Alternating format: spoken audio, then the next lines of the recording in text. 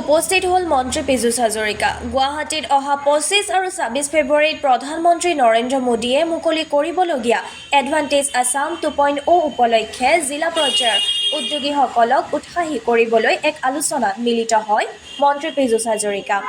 তেজপুৰত জিলায়ুক্ত কাৰ্যালয়ৰ সন্মিলন কক্ষত শোণিতপুৰ আৰু বিশ্বনাথ দুয়োখন জিলাৰ প্ৰশাসনিক মুৰব্বী, বিভিন্ন ঔদ্যোগিক ক্ষেত্ৰৰে জড়িত ব্যক্তি বিশেষৰে আলোচনাত মিলিত হৈ জিলা দুখনৰ অভিভাৱক মন্ত্ৰীগৰাকীয়ে এডভান্টেজ আছাম 2.0ক লৈ যথেষ্ট আশাবাদী বুলি উল্লেখ কৰে।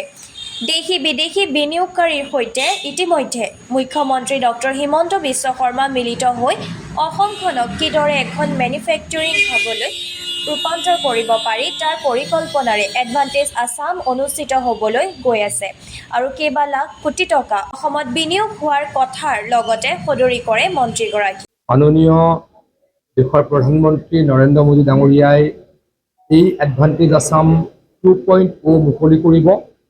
মুখ্যমন্ত্ৰী ডাঙৰীয়াৰ আশা যে অসমলৈকে কেইবা লাখ কোটি টকাৰ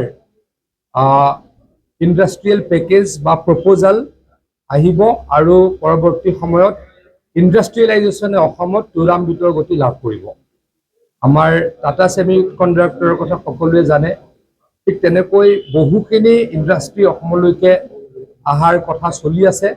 মুখ্যমন্ত্ৰী ডাঙৰীয়াই দেশে বিদেশে ইণ্ডাষ্ট্ৰিয়েলিষ্টসকলৰ লগত আলোচনা কৰি অসমলৈকে নিমন্ত্ৰণ জনাইছে আৰু আমি প্ৰত্যেক জিলাত আমাৰ যিসকল এণ্টাৰপ্ৰিনিয়ৰ আছে তেওঁলোককো উৎসাহিত কৰিবলৈ এনেকৈ জিলা হেডকোৱাৰ্টাৰবিলাকত আমি ৰোড শ্ব' পাতিছোঁ। তাৰে অংশ হিচাপে আমি আজি শোণিতপুৰ আৰু বিশ্বনাথ জিলাৰ ৰোড শ্ব'ত অংশগ্ৰহণ কৰিলোঁ।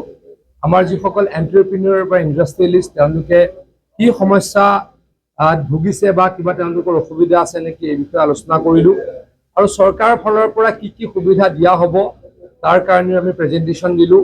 মুঠৰ ওপৰত অসমক যাতে এখন মেনুফেক্সাৰিং হাব হয় তাৰ কাৰণে হিমন্ত বিশ্ব শৰ্মা ডাঙৰীয়াই যি পদক্ষেপ লৈছে তাক ত্বৰান্বিত কৰিবলৈ আমি সকলোৱে হাতে কামে লাগি গৈছোঁ।